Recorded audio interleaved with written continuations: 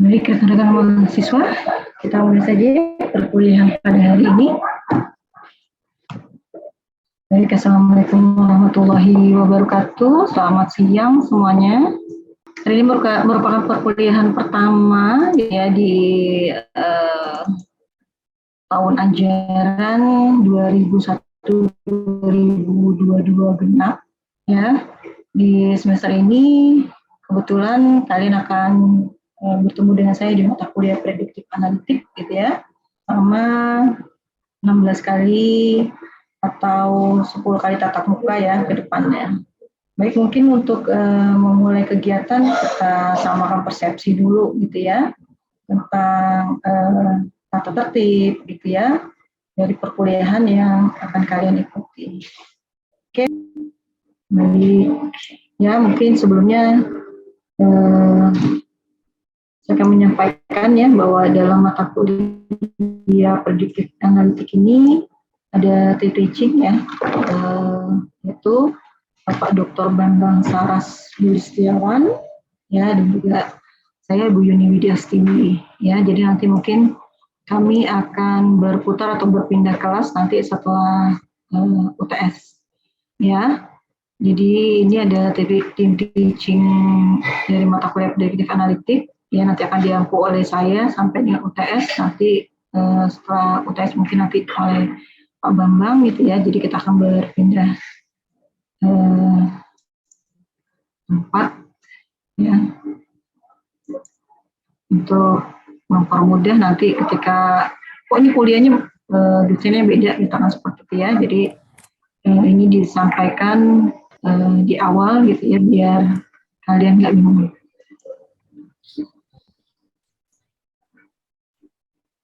Oke, nah ini adalah referensi yang akan digunakan nanti gitu ya di perkuliahan kita. Jadi ada buku gitu yang ditulis oleh, saya lupa ya, di penerbitnya Aureli gitu ya. Ini The Path to Predictive Analytics and Learning. Ya, jadi dia membahas mengenai prediktif analitik. Ada juga penerbitnya Willy gitu ya, tentang CSDM dan CSDV gitu ya, untuk data modeling dan juga data visualisasi. Dan juga nanti mungkin ada beberapa materi gitu ya yang terkait yang bisa memperkaya.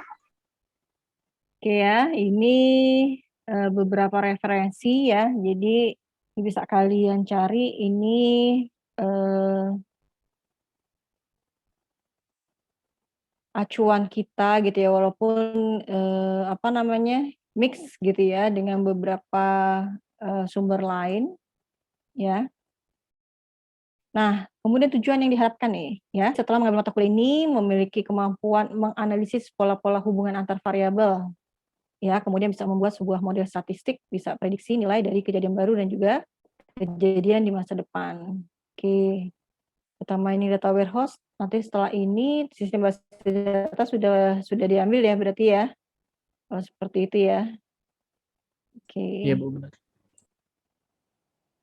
Nah, ini adalah rencana kegiatan perkuliahan ya. Untuk di kelas kecil ini akan bertemu dengan kami gitu ya, 10 kali tatap muka, baik luring maupun daring ya. Ini kita tinggal mengikuti ketentuan gitu ya, ketentuan dari universitas maupun nanti ketentuan dari pemerintah ya, karena sekarang COVID-nya juga lagi tinggi juga. Nanti ada 4 kelas besar ya.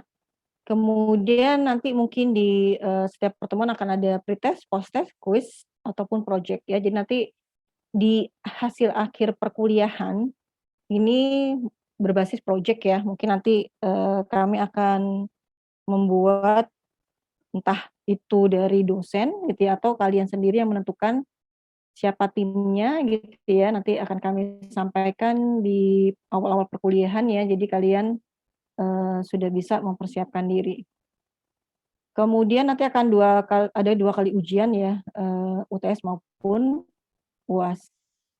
Ya, seperti itu. Nah, ini juga harus diperhatikan ya, minimal kehadiran. Ya, jadi jangan sampai nanti pas sudah nilai keluar baru konfirmasi sama dosennya, "Ibu, nilai saya kok nggak keluar?" gitu ya. Nah, jadi memang absensi, kehadiran itu tidak mempengaruhi penilaian.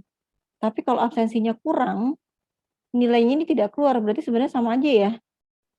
Jadi kalau untuk, bobot penilaian dia memang tidak dihitung, tapi menjadi syarat. Nah, bagaimana kalau misalkan ada yang sakit lah, atau ada urusan keluarga dan sebagainya, silakan dikonfirmasikan ya, misalkan ada urusan, mendadak gitu ya, silakan di WA, tapi sebelum perkuliahan ataupun nanti izin sama temennya juga sama. Ya jadi nanti konfirmasi sama temannya ya, dan juga ada WA, pribadi ke, apa, handphone saya ya. Jadi kalau misalkan memang, urgent, nanti akan dianggap hadir. Ya tapi memang dengan beberapa persyaratan. Jangan langsung bilang sama temennya, "Ini sakit Bu," gitu, tapi dianya sendiri tidak ada konfirmasi dengan, dosennya. Ya jadi perhatikan ya kalau kalian kalau mau 12 silakan aja sih, cuma kemarin ada 12 yang memang nilainya tidak keluar, ada yang keluar gitu. Jadi kalau mau aman ya 13 kali, dari 16 ya, dari 16 tatap muka ini kalian harus ada. Nah kemudian tidak akan diberikan tugas tambahan apapun, ya apabila nilai sudah keluar kemudian kalian baru, "Aduh kok nilai saya dapet jelek ya?" Misalkan kayak gitu ya, "Bu saya minta dong tugas tambahan." Ya, untuk memperbaiki nilai. Jadi kalau memang kalian merasa kurang, ya memang dari sebelum UAS gitu ya, itu sudah ditanyakan, "Bu, ini kok nilai saya keluar," atau ngerasa nilainya nggak bagus gitu ya, silakan saja. Ya, tapi memang tidak ada tugas tambahan. Ya kecuali misalkan kalau kalian sakit dan sebagainya, ya, kemudian tugas-tugas, hariannya tidak dikerjakan, ya atau UTS-nya ataupun kuisnya ini tidak dikerjakan, ya maka itu tadi ya, kalau memang benar-benar ya, keadaan sakit dan sebagainya ini, akan ada kebijakan sendiri.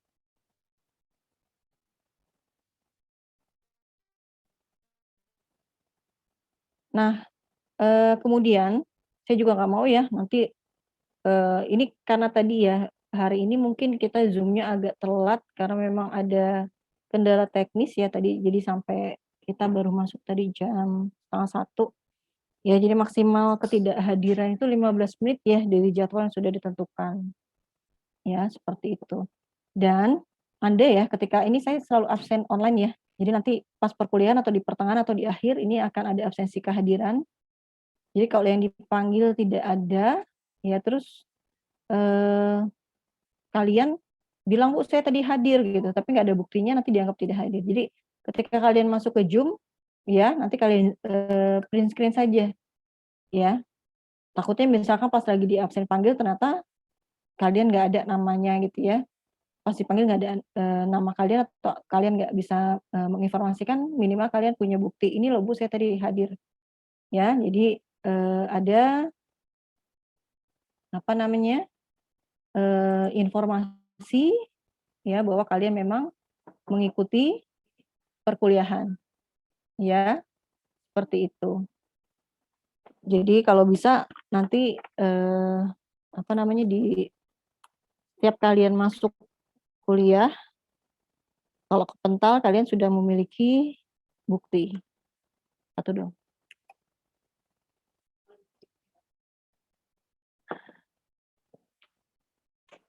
Oke.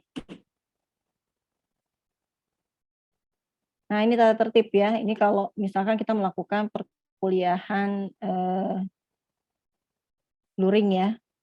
Jadi tidak diperkenankan menggunakan, sendal, kaos oblong, ya, handphone saat, perkuliahan, main-main handphone, makan, minum, ya. Kemudian kalau misalkan ada tugas di kelas, ya untuk presentasi dan lain sebagainya, bertanya, ya, dan menjawab ini menggunakan kalimat yang baik dan sopan.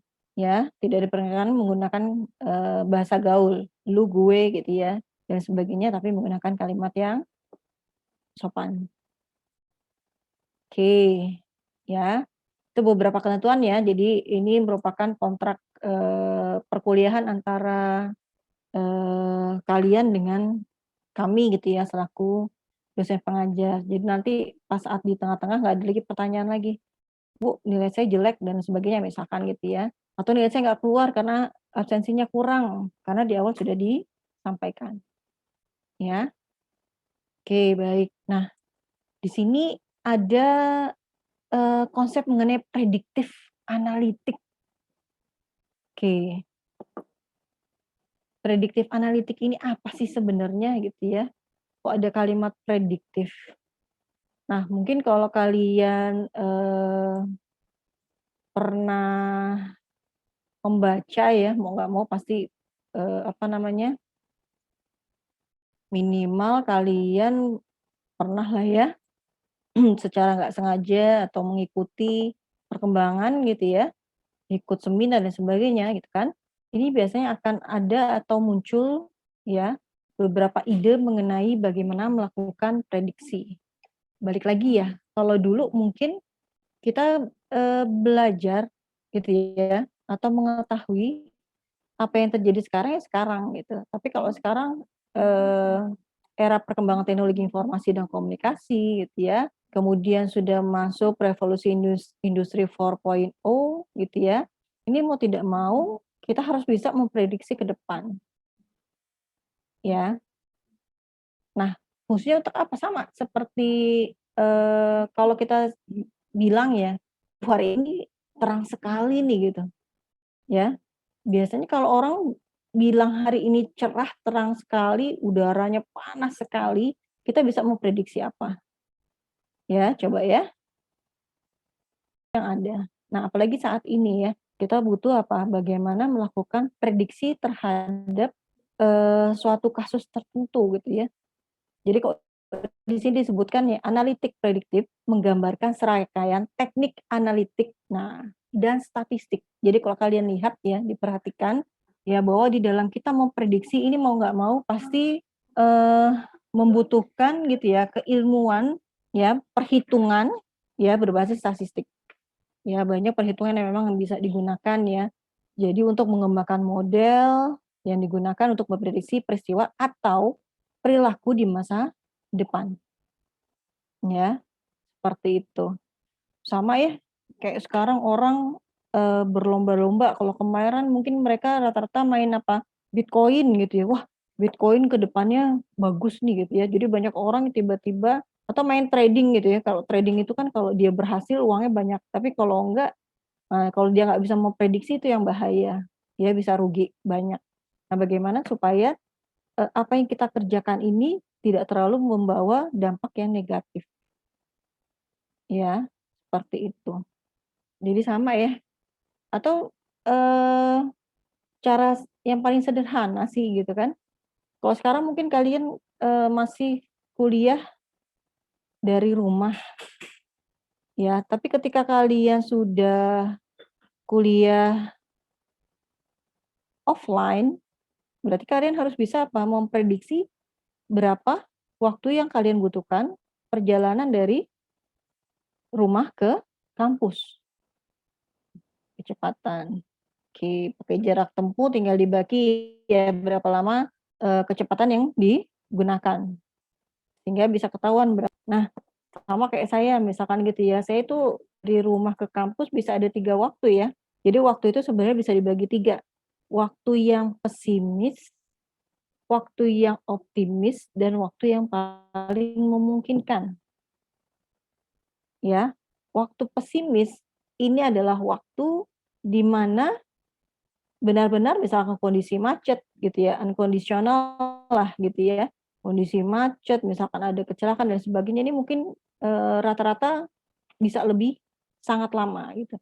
Waktu optimis ini istilahnya jalan tol lah ya, jalan pagi-pagi itu adalah waktu optimis.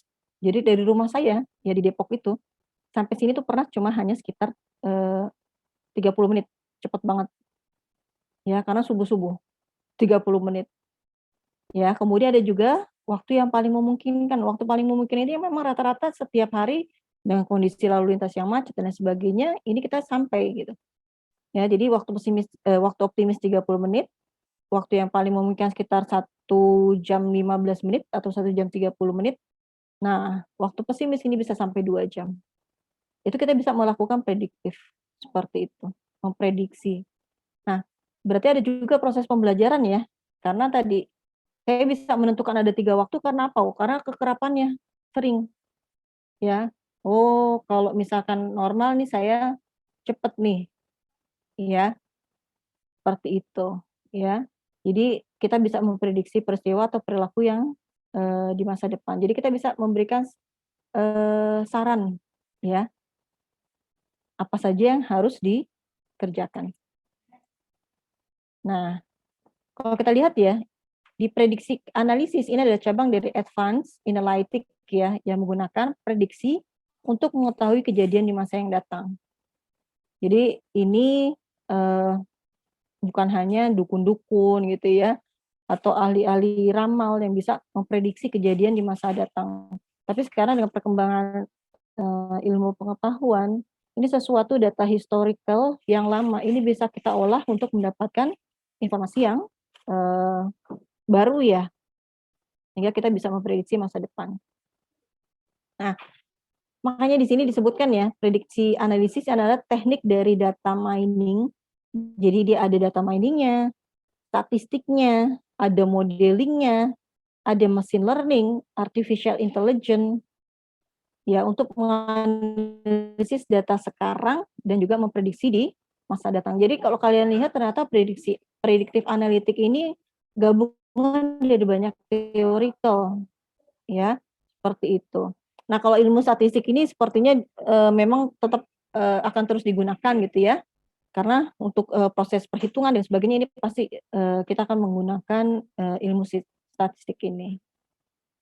Nah, kemudian sekarang mau nggak mau kita bermain misalkan di dunia bisnis ya. Kalau dulu mungkin orang akan, punya data transaksi ya, kayak misalkan di mana, di Alfa atau Indomaret gitu ya,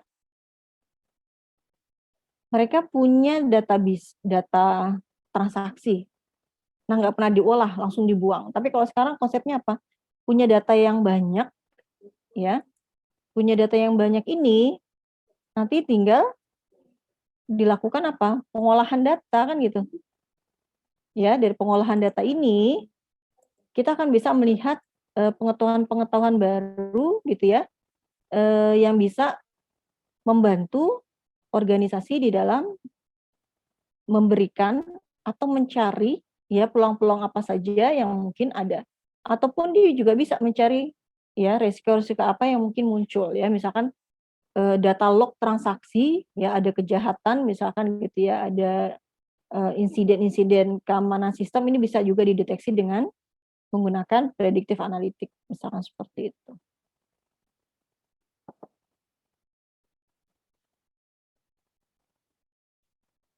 Oke. Nah nih manfaatnya apa? Yang pertama ini bisa mendeteksi kecurangan ya. Jadi kalau kita lihat di sini bisa mengkombinasikan berbagai metode analisis, meningkatkan pola deteksi dan juga mencegah tindakan kriminal. Yang tadi ya. Jadi misalkan gitu kan, seseorang atau kasir ya, kasir di swalayan misalkan. Setiap ada promo misalkan, klien itu atau konsumen tidak pernah diberikan informasi atau nanti promonya diambil sama dia. Harusnya dapat potongan 10% tapi ternyata uangnya tidak diberikan atau cashback-nya nggak dikembalikan. Nah, dengan menggunakan prediktif ini kita bisa melihat pola-pola, oh kok kalau setiap misalkan si A, bertugas atau berjaga gitu ya, ini kok transaksinya masuk ke rekening A terus nih gitu kan, itu bisa dianalisis. Ya, jadi beberapa kecurangan ini bisa dideteksi dengan baik. Atau apa, mengoptimalkan strategi dari marketing, ya. Jadi seorang marketing ini dia bisa lihat ya, kira-kira behavior perilaku dari konsumen ini seperti apa sih, ya. Ada yang orang ketika klik jadi kan biasa ya banyak iklan tuh, iklan masuk, ketika dia klik, pasti akan kebayang-bayang besok pasti beli. Besok ada iklan masuk lagi kebayang-bayang pasti dia beli. Nah, marketing ini, marketer ini gitu ya, yang gitu ya, iklan pasti dia akan beli, ya. Nah itu tadi, ini adalah, strategi dari marketing ya, dia bisa menilai gitu ya, perilaku dari si pelanggan. Nah kemudian bisa meningkatkan pengoperasian, ya misalkan kita bisa tahu ya, eee, nah sama kayak misalkan sebentar lagi Ramadan. Nah, untuk pelaku pasar ini pasti akan berpikir nih, bagaimana caranya ketersediaan bahan baku, ya, bahan pokok ini tersedia. Atau biasanya orang akan mencari apa? Mencari kurma misalkan. Tuh tukang jualan gorengan kenapa kalau Ramadan itu banyak sekali di pinggir jalan, ya. Sehingga apa? Oh, berarti apa? Harus ada tepung, gula gitu ya, kurma ini harus tersedia ya, sampai sejauh itu, ya. Nah ini, beberapa jadi bisa melihat ke depannya ya, time share dan bisa disiapkan dengan baik. Nah, ini ada contoh ya. Jadi ini yang paling sering digunakan sih ya, apalagi untuk, apa, peminjaman. Ya bayangkan ya ketika sebuah perusahaan atau organisasi memberikan pinjaman kepada nasabahnya, tapi nasabah ini tidak potensial untuk bisa membayar, akhirnya apa ya, perusahaan tersebut akan rugi. Ya, makanya di sini ada model prediksi yang biasanya akan dikembangkan oleh biro pengkreditan. Ya, jadi dia akan memaparkan informasi tentang pendapatan, saldo pinjaman, sejarah kredit, ya, sehingga kita bisa memprediksi apakah orangnya ini bisa membayar hutang dengan baik. Nah, yang paling parah ketika kita bisa memprediksi dia bisa membayar, tapi ternyata dia nggak mau bayar-bayar, itu yang jadi masalah sebenarnya, ya. Tapi kalau secara apa, secara prediksi dia mampu gitu ya, tapi ternyata orangnya tidak mau gitu ya untuk, melakukan pembayaran. Ya jadi itu tadi ya, kalau mungkin di bank ya mau nggak mau ya, mereka kalau bank ini kan memang ada hitam di atas putih dan kuat ya. Jadi kalau nggak mau bayar, ya dia mungkin bisa, menggunakan beberapa, kekuatannya dia kan gitu ya, bisa melalui pengadilan dan sebagainya. Tapi kalau kita kan misalkan meminjamkan ke orang dan orang yang tidak mau bayar itu yang jadi, masalah gitu ya, seperti itu.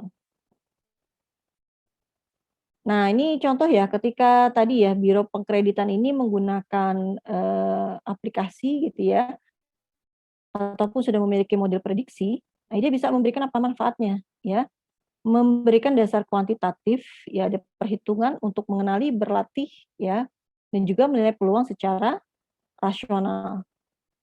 Tadi, jadi ketika kita apa namanya, kita bisa mengenali seseorang ini atau memprediksi sesuatu hal ini, biasanya dipengaruhi apa ya,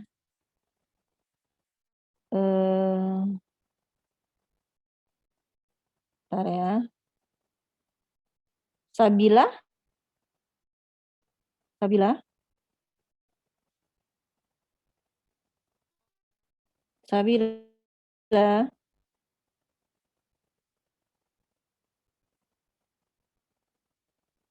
oke ya, iya saya lupa ya tadi, jadi perjanjian kita ketika perkuliahan oke, Sabila kenapa Sabila? Oke, ya jadi kalau perkuliahan ini kan 2 arah ya, jadi ketika ada pertanyaan dari saya, ini kalian harus bisa, ini ya berinteraksi ya. Kalau yang tidak berinteraksi berarti nanti dianggap tidak hadir, ya. Oke Sabila, Sabila kalau menurut Sabila gitu ya, ketika kita bisa memprediksi sesuatu ini dipengaruhi oleh apa ya Sabila? Kalau tadi Nathan kan bilang ya, dia punya ilmu nih, oh karena ada penguapan, jadi titik-titik air di atas ya, awannya banyak jadi hujan gitu. Oke, informasi yang kita miliki, oke.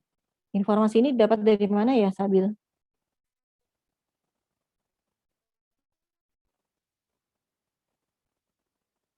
Pengolahan informasinya seperti apa Sabil?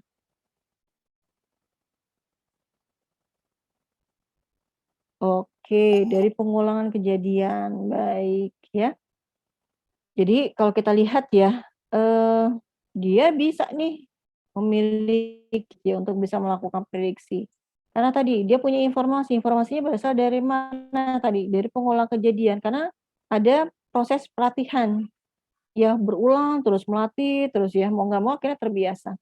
Atau sama ya, yang paling sederhana ya, misalkan kayak sekarang nih, kita jarang ketemu gitu ya, dosen sama mahasiswa jarang ketemu.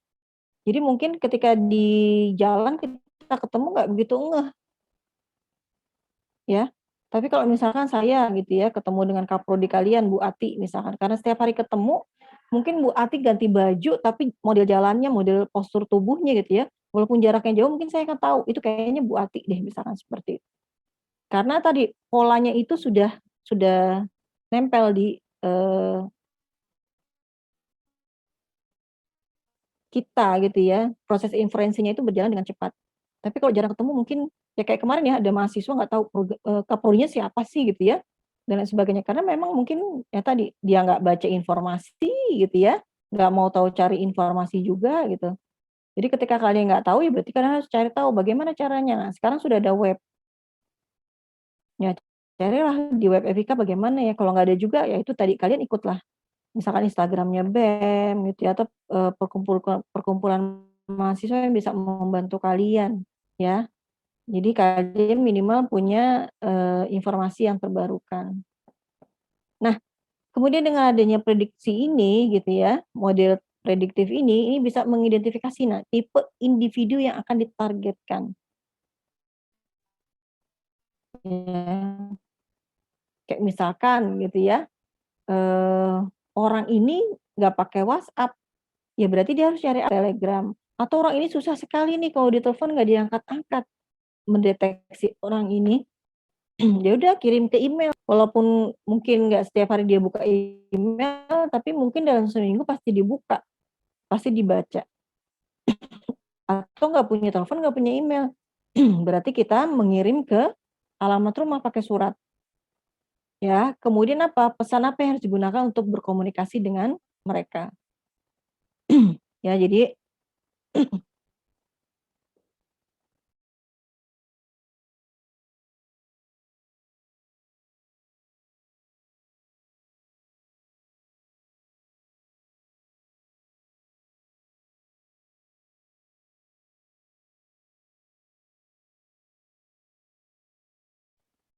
di sini kita juga bisa melihat ya pola-polanya, konseptualnya seperti apa gitu ya, bagaimana caranya supaya yang kita targetkan ini bisa sesuai gitu ya dengan apa yang mau kita capai. Nah, nih proses analitik prediktif ya. Jadi kalau kita lihat ada 7 tahapannya. Ada mendefinisikan proyek, ya, melakukan koleksi data, melakukan analisis data, ada proses perhitungan ya, menggunakan statistik, kemudian modeling, ya model apa yang mau kita gunakan, kemudian deployment, penerapan dari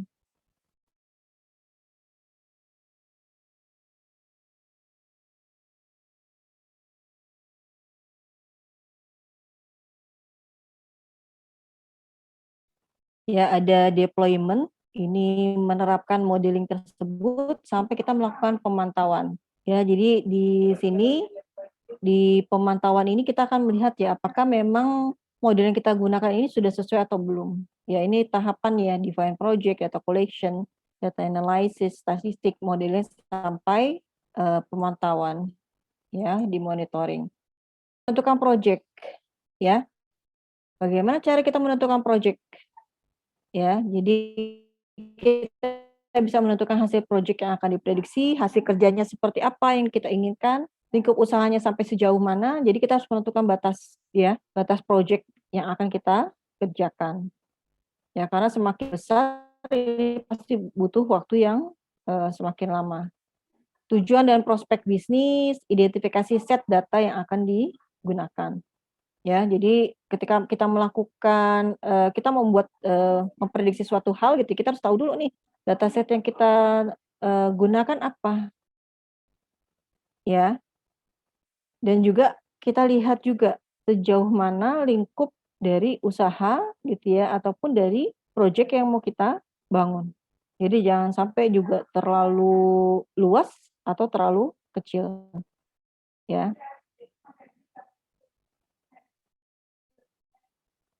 Oke, Reginald.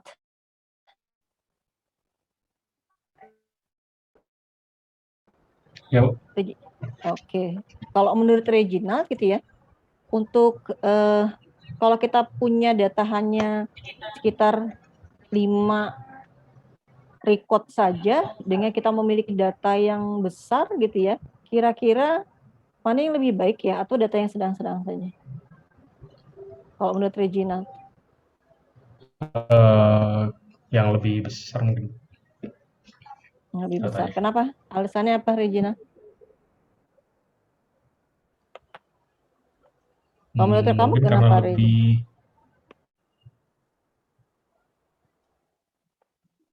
lebih ini sih lebih detail mungkin ya Bu jadinya. Oke, lebih detail. Atau Lebih mewakili mungkin. oke. Yang tadi ya sama ya, kayak misalkan kita belanja ke pasar nih, atau kayak saya dulu gitu ya, pertama kali makan buah naga itu saya benar-benar nggak suka gitu. Ini buah apa sih, plain sekali gitu ya, nggak ada rasanya dan nggak mau lagi gitu kan. Ah, ini buah paling nggak enak gitu kan. Ternyata saya ngeliat anak kecil makan buah naga itu kayaknya nikmat sekali gitu. Nah, kemudian saya beli yang kedua.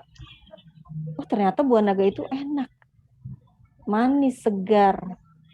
Ya, jadi satu kali percobaan saya sudah berpikir bahwa itu buah naga tidak enak. Saya nanti bisa kasih tahu orang-orang misalkan, nggak usah beli buah naga gitu ya. Karena buah naga itu nggak enak, nggak ada rasanya, nggak kayak buah, nggak segar gitu.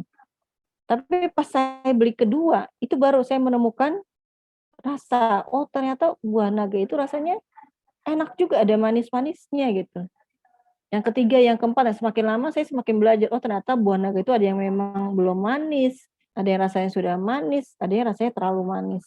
Ya, jadi ketika makanya kalau kita sama ya kayak orang buta ketika memegang gajah ya, karena dia cuma megang kakinya doang, dia bilang gajah itu besar kayak silinder misalkan kayak gitu ya. Ada lagi yang bilang gajah itu lebar sekali tapi tipis ya. Ada lagi yang megang belalainya gajah. Gajah itu ternyata panjang ya, misalkan seperti itu ya tadi. Karena dia tidak melihat secara keseluruhan. Tapi ketika kita melakukan punya set data yang banyak, semakin banyak kita bisa semakin mengenal gitu ya. Oh, pola-polanya seperti ini. Nah, tapi itu juga diperhatikan ya. Jadi semakin banyak data yang kita gunakan sebenarnya nanti proses pembelajarannya akan lebih baik ya, seperti itu. Atau sama ya kayak kita belajar perkalian dalam 1 hari mungkin ingat, tapi banyak yang lupa gitu ya. Hari kedua sudah lumayan, hari ketiga sudah lumayan, misalkan sudah sebulan ingat semua gitu. Ya itu ada proses pelatihan. Jadi semakin banyak data yang kita gunakan, ini hasilnya akan lebih baik. Nah, cuma memang mencari data itu yang agak sulit. Walaupun dalam hierarki apa namanya? Dalam hierarki data sih sebenarnya dari ketersediaannya ini memang ya, jadi kalau kita lihat apa namanya? Hierarki ini kan setelah data apa ya? Saya lupa lagi. Coba bantu Ainur Ainur Rahma. Ainur Rahma. Hadir, Bu. Oke. Kumpulan data membentuk apa, Rahma? Membentuk suatu informasi, Bu, yang bisa Oke. Informasi. Kumpulan informasi membentuk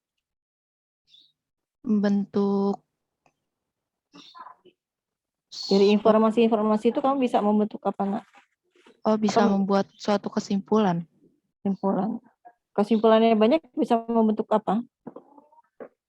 Kumpulan-kumpulan. Kumpulan suatu data ya, Bu? Kan data Data paling informasi. rendah. Oh ya. Kumpulan informasi bisa membentuk sebuah fakta. Fakta itu data. Oh iya ya. Maksudnya bisa membuat kesimpulannya itu jadi lebih detail. Kalau informasinya banyak. Kan informasi ya. Kalau dulu mungkin kita lihat ya COVID gitu ya. Orang COVID kayak dokter misalkan ngasih obat trial and error kan. kira-kira aja Iya. udah kena ke paru-paru dikasih apa. Kalau sekarang kan beberapa karena sudah banyak kasus gitu ya dianalisis, akhirnya beberapa obat yang sudah pernah digunakan dibilang tidak efektif. Nah itu bisa membentuk apa jadinya tuh? Oh, bisa membuat keputusan ya, Bu? Bisa membentuk pengetahuan kan gitu ya. Oh, Iya. ternyata obat-obat yang digunakan ini tidak terlalu berpengaruh, malah nggak signifikan gitu, karena sudah banyak kejadian kan gitu. Ya, nah, Iya. oke. Ya, nanti kalau ke atas-atasnya lagi nanti jadi sebuah wisdom ya atau kebijakan. Nah, tadi ya, kalau sekarang ya banyak orang memperjualbelikan data ya. Jadi kalau kalian lihat ya, kayak mahasiswa saya waktu itu ngambil data ya, fakta gitu ya, bukti itu di rumah sakit satunya itu 1.000 atau ada yang 3.000, jadi tergantung. Nah tadi semakin banyak data kalian kalikan saja ya dataset yang digunakan. Ya, data saja mahal apalagi ketika kita mau menanya sebuah informasi kan gitu. Ya. Oke. Yes.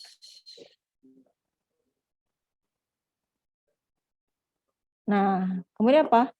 Tahap yang kedua ini melakukan koleksi data. Nah, ketika kita akan melakukan kegiatan analisis, ya, mau nggak mau memang kita perlu data, kan gitu ya. Data ini bisa diperoleh dari sumber, gitu ya, yang sesuai dengan proyek yang akan diprediksi.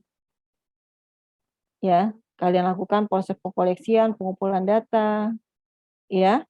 Nah, ini akan memberikan pandangan lengkap tentang interaksi dari pelanggan. Jadi konsepnya gini, pertama kan tadi kalian misalkan mau prediksi nasabah yang mau diberikan pinjaman atau tidak.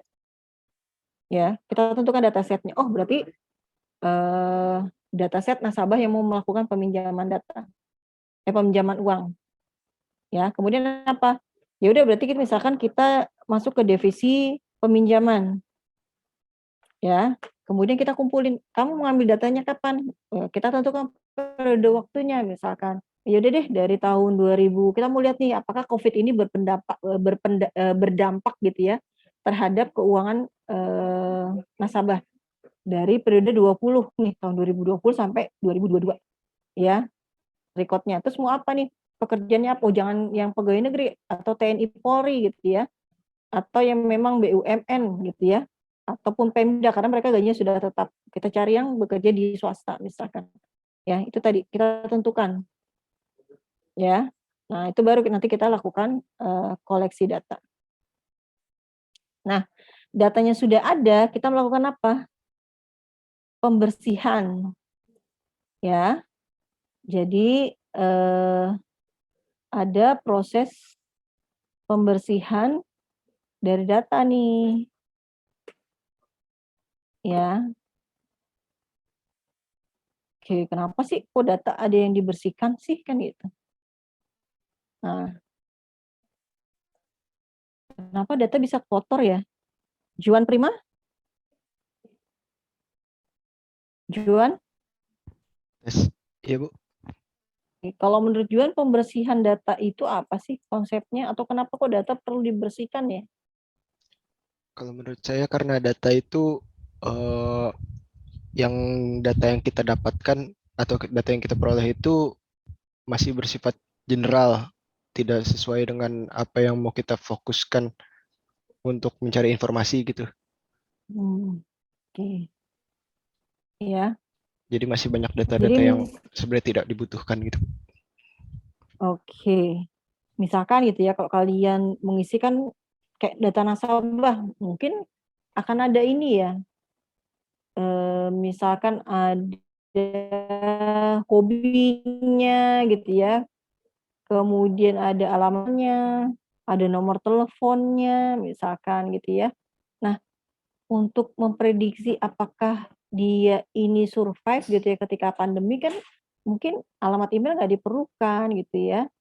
Kemudian tanggal lahir mungkin nggak diperlukan gitu, karena dia tadi ya mau dilihat apakah, rata-rata tuh ketika bekerja di swasta ini survive atau tidak, misalkan seperti itu. Ya, jadi itu mungkin bisa dilakukan pembersihan. Jadi kolom-kolom yang tidak sesuai mungkin tidak digunakan gitu ya. Atau mungkin ada data yang tidak terisi dan sebagainya. Ya, jadi perlu dilakukan pembersihan data. Nah, kemudian ada proses transformasi, kemudian ada pemodelan data. Ya. Nah, kalau kita lihat ya, di tahap ini nanti kita akan bisa melihat kesesuaian gitu ya dari apa yang akan kita cari ya untuk tahapan ya model prediksi yang akan digunakan. Nah, kemudian di sini ada analisis statistik. Ya, jadi ketika kita sudah melakukan analisis data yang tadi ya, yang kotor-kotor sudah kita buang gitu, ada bersih juga. Ya, kemudian ada kesimpulan data ya yang dilakukan melakukan analisis statistik ya. Jadi kita bisa membuat apa? Asumsi, hipotesis ya. Kemudian ada pengajuan menggunakan model statistik dasar. Nah, kalau kalian lihat ya tadi ya, asumsi ini berarti kan kalau kita berasumsi ini pasti benar atau bisa saja salah atau bagaimana ya Imam Rashidi? Mungkin kalau asumsi itu pasti benar ya, soalnya kan asumsi itu kan masih belum terbukti secara secara ilmiah, mungkin yang baru pemikiran baru doang. Jadi mungkin itu pasti benar. Kalau menurut kamu pasti benar asumsi itu? Iya, Bu. Oke. Tapi maksudnya di pikiran saya maksudnya belum tentu benar, tapi di pikirannya udah benar gitu, Bu. Di pikiran kamu belum tentu benar. Begini, Bu, maksudnya asumsi menurut kita yang asumsinya itu benar, Bu, tapi sebenarnya itu belum tentu benar. Mungkin begitu, Bu, menurut saya. Oh, oke. Ya, Bu. Baik, kalau asumsi itu kan yang tadi ya, asumsi itu kita nggak bisa bilang, saya berasumsi gitu ya, bahwa misalkan misalkan gitu ya, di tahun 2022 Januari pasti COVID nggak ada, misalkan asumsi saya nih gitu kan. Nah, asumsi ini harus kita buktikan juga, kayak seperti dulu ya di awal-awal pandemi COVID kan selalu bilang ya, ini akan 3 bulan ke depan selesai, 6 bulan ke depan selesai, ternyata bertahun-tahun nih, ya 2000, 2001, ini sampai 2022 masih muncul lagi nih, udah mau landai, udah mau normal, ya ternyata muncul lagi gitu tadi. Jadi asumsi ini ya tadi masih perlu dibuktikan kebenarannya. Ya, jadi kita nggak bisa bilang, kalau saya bilang saya berasumsi bahwa berarti pendapatnya Bu Yuni mungkin harus dibuktikan juga, benar nggak ya? Karena asumsi Bu Yuni mungkin ketika dibuktikan tidak benar gitu. Ya, itu masih estimasi lah ya. Nah, sama dengan hipotesis ya. Hipotesis ini juga bisa bernilai diterima atau bernilai tidak diterima, atau bernilai salah atau juga bernilai benar. Jadi kalau misalkan kita melakukan penelitian gitu ya, penelitian hipotesis saya misalkan di bulan Februari, misalkan COVID sudah tidak ada. Nah, itu dilakukan lagi nih, perhitungan, model statistik dan sebagainya. Akhirnya ternyata hipotesis saya ditolak. Karena ternyata di bulan Februari 2022 kasus COVID masih ada. Ya, jadi hipotesis juga sama ya. Perlu dibuktikan juga kebenarannya. Jadi kalau kalian yang tadi hipotesa saya Februari ini, misalkan saya melakukan penelitian seperti itu ya. Februari ini COVID tidak ada. Oke. Apakah ini berarti penelitian yang saya lakukan ini jadi invalid? Artinya tidak bisa diterima? Ya enggak, itu kan hanya penelitian saya mengajukan sebuah penelitian yang memberikan hipotesis bahwa COVID di Februari tidak ada. Tapi setelah dibuktikan bahwa ternyata COVID ada. Nah, hasil penelitian saya akhirnya membuktikan bahwa hipotesis yang saya ajukan tadi penilai salah atau tidak bisa diterima. Nah, ya, seperti itu. Nah, tadi ya, perhitungan statistik ini kalau sekarang mungkin dengan adanya modul-modul yang sudah ada, pengetahuan kita untuk melakukan proses perhitungan dan sebagainya mungkin banyak yang miss gitu ya, tapi minimal proses kerja gitu ya, kemudian rumus-rumus ya, ini kita bisa paham gitu ya, proses kerjanya seperti apa.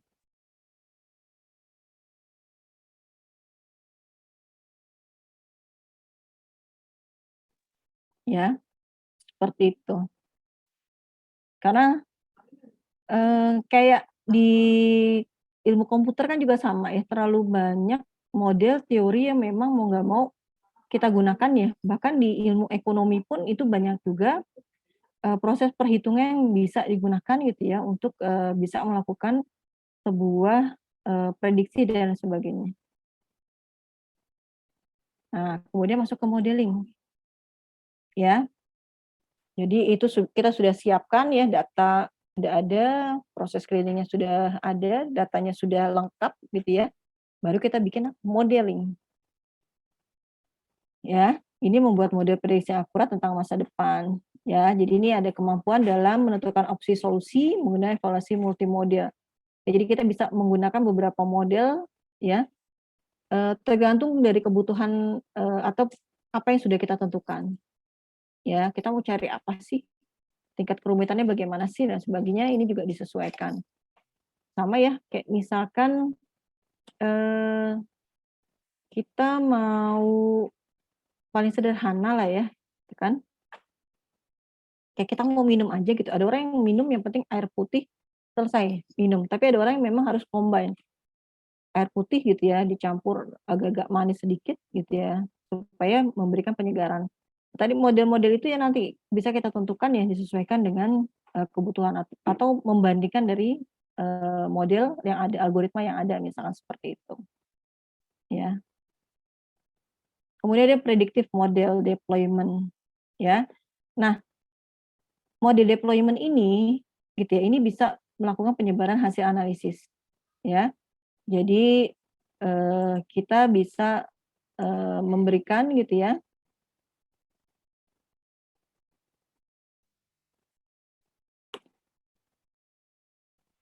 bisa menentukan keputusan apa yang paling tepat yang bisa kita ambil, ya.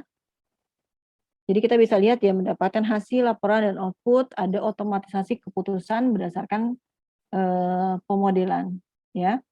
Jadi hasil akhirnya kita bisa menentukan yang terbaik yang mana ya. Kemudian keputusan apa yang harus kita ambil, ya. Ini ada di model deployment. Dan yang terakhir ini adalah proses pemantauan. Jadi kalau kalian lihat ya, kita sudah punya model, sudah ada hasilnya, nah kita bisa menentukan nih kinerja model yang terbaik nih. Ya, sampai kita bisa memprediksi gitu ya, kemudian kita mempunyai hasil yang paling sesuai. Oh ini nggak sesuai nih misalkan untuk prediksinya masih sekitar 80%, saya mau yang sampai 90% ya, atau 98%. Nah ini nanti bisa dilakukan ulangan dari operasi yang digunakan. Nah, ini kayaknya kalau kita lihat ya, model ini mungkin para pengguna mengubah data lama, kemudian bisa menggunakan wawasan yang dapat ditindaklanjuti. Artinya apa?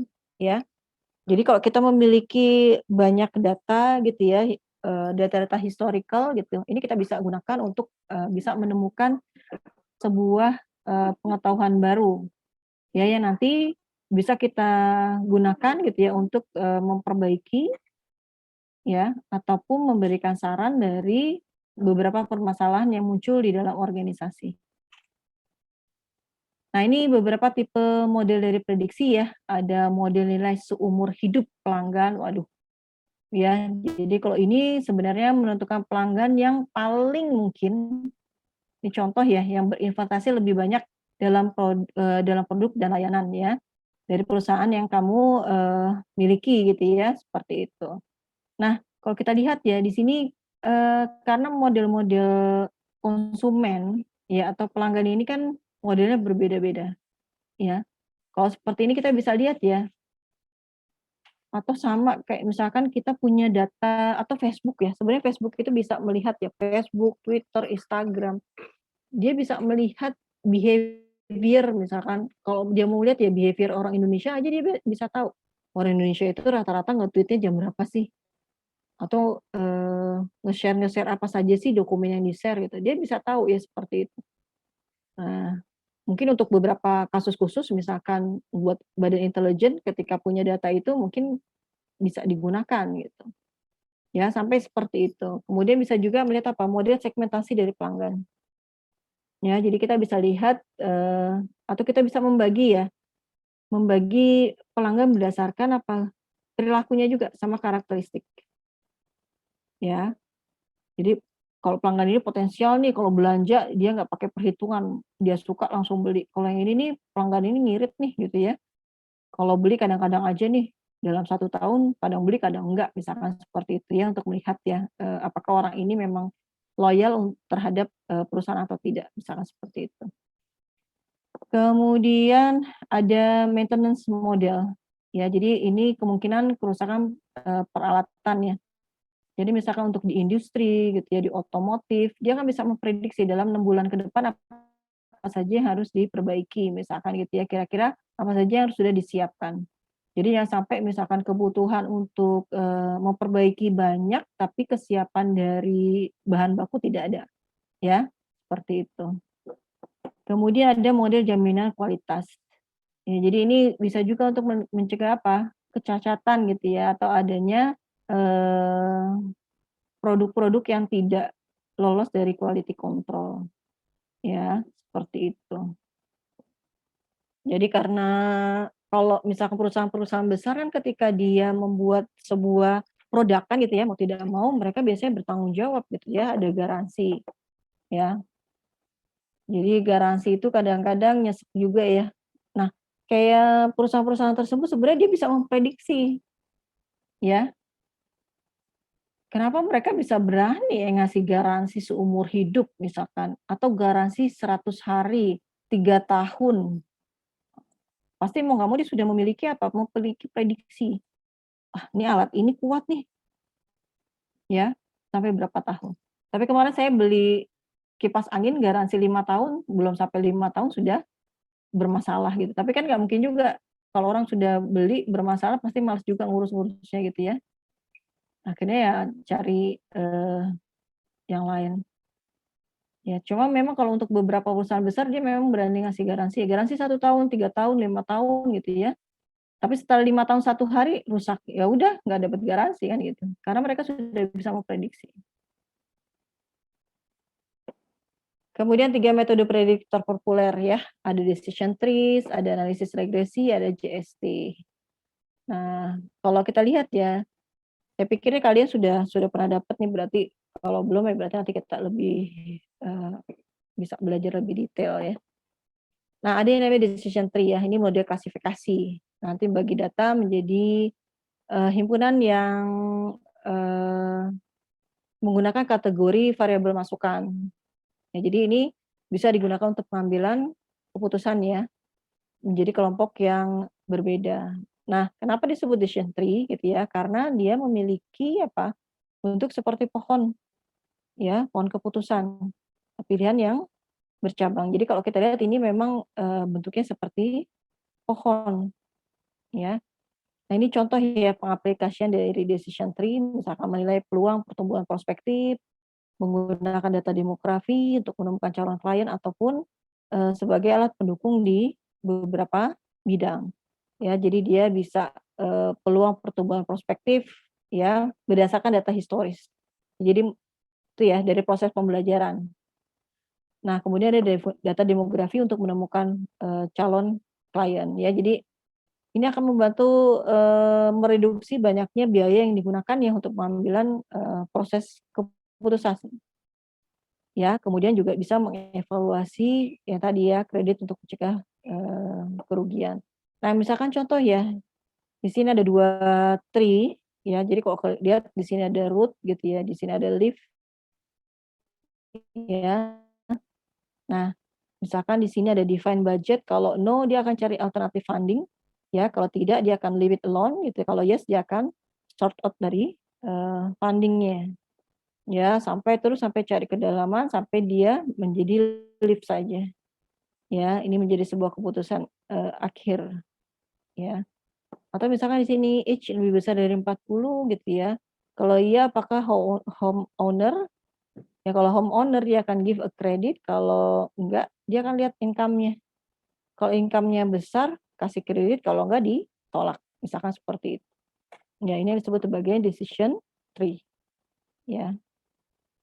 Nah, kemudian yang namanya analisis regresi. Nah, ini sering digunakan ya dalam statistik.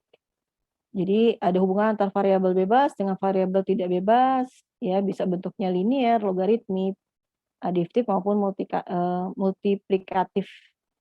Ya, jadi dia bisa memprediksi atau memperkirakan nilai variabel, ya, baik disebut dengan nilai variabel bebas maupun variabel terikat, ya. Nah, misalkan contoh ya di sini. Jadi misalkan ada seorang pengusaha ingin meneliti pengaruh biaya promosi terhadap volume penjualan. Nah, dari sini kita bisa menentukan mana yang variabel dependen, mana yang namanya variabel independen. Ya biasanya ditulis dalam bentuk variabel Y maupun variabel X. Ya, jadi mana yang dipengaruhi, mana yang berpengaruh. Ya, jadi kok di sini misalkan ya yang independen ini biaya promosi, ya ini tergantung ya terhadap penjualan. Jadi kalau penjualan tinggi maka biaya promosinya akan tinggi juga atau akan rendah gitu ya tergantung ya. Nah kemudian ada hipotesis ya. Jadi hipotesis ini ada yang H0 ataupun H1 ya. H0 tidak ada pengaruh, H1 ada pengaruh. Ya, jadi kita harus menentukan dulu ya settingnya. Nah, ada lagi yang terakhir ini adalah model JST, jaringan syaraf tiruan. Ya, jadi kalau sekarang gitu ya, ketika proses model kecerdasan ini rata-rata mengadopsi proses otak manusia di dalam bekerja, kan gitu. Jadi kalau di sini disebutkan ya, salah satu metode yang sangat populer dan canggih karena mampu memodelkan hubungan yang kompleks. Ya. Nah, ini kemampuan untuk menangani hubungan nonlinear. Kalau kita melakukan proses komputasi dengan matematika sederhana, mungkin untuk semua input ini kan harus ada ya. Tapi kalau menggunakan pendekatan soft computing, contohnya di JST, mungkin kita bisa melakukan proses persamaan gitu. Jadi tetap masih bisa diproses, ya. Nah, di sini disebutkan ya, teknik ini digunakan ketika model matematik atau statistik tidak mampu lagi menggambarkan hubungan antara input dan output. Ya, prediksi lebih penting daripada penjelasan model.